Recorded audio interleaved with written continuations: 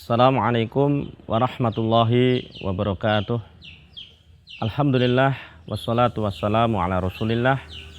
La haula wa la quwata illa billah. Allahumma salli wa sallim wa barik ala Muhammad wa ala alihi wa ashabihi wa man tabi'ahum bi ihsanin ila yaumiddin, amma ba'd.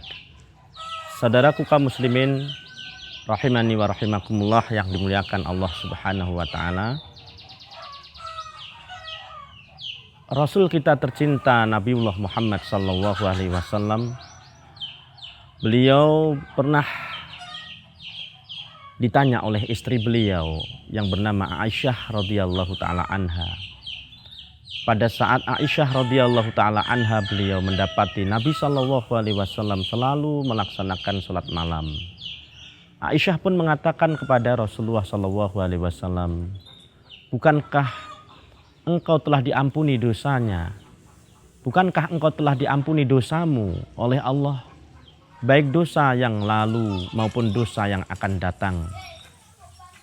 Aisyah mengatakan begitu karena melihat Nabi SAW selalu tiap malam melaksanakan sholat malam hingga kaki-kaki beliau ini bengkak-bengkak.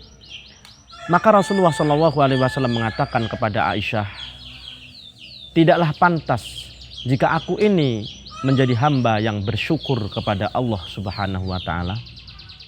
Saudaraku kaum muslimin rahimani wa rahimakumullah.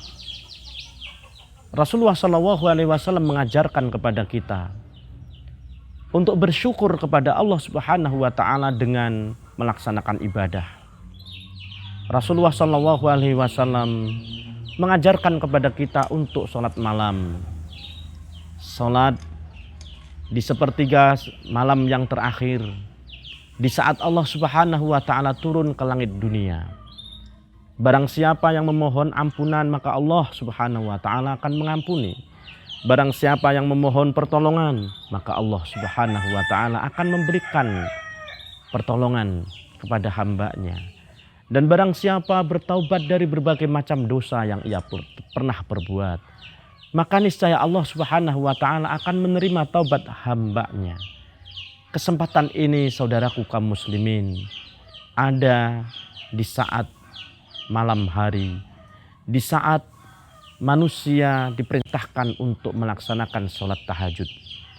Allah Rabbul Alamin berfirman di dalam surah As-Sajdah ayat yang ke-36. Allah Rabbul Alamin mengatakan, "Tatajafa junubuhum 'anil madaji." Mereka orang-orang yang beriman, mereka para sahabat Nabi sallallahu alaihi wasallam adalah orang-orang yang pada malam hari mereka, punggung-punggung mereka itu jauh dari tempat-tempat tidur mereka. Ini adalah gambaran orang-orang soleh terdahulu memanfaatkan malam-malam hari mereka. Mereka bangun di saat malam hari, di tengah kebanyakan manusia memilih tidur.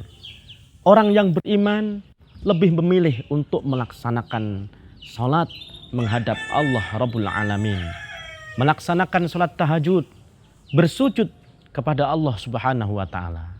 Saudaraku kaum muslimin, sesungguhnya keadaan manusia yang paling dekat, posisi manusia yang paling dekat kepada Allah Tabaraka wa taala adalah pada saat ia bersujud. Maka pada waktu ia bersujud digunakan waktu bersujud itu untuk banyak berdoa kepada Allah. Apalagi bersujud di sepertiga malam yang terakhir.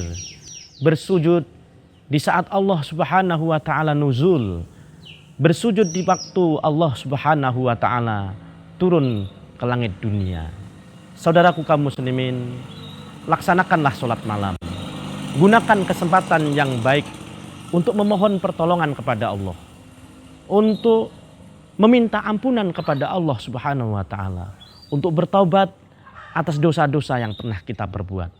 Saudaraku kaum muslimin rahimani wa rahimakumullah yang dimuliakan Allah Subhanahu wa taala. Sesungguhnya sholat malam akan menjadikan hati kita ini tenang.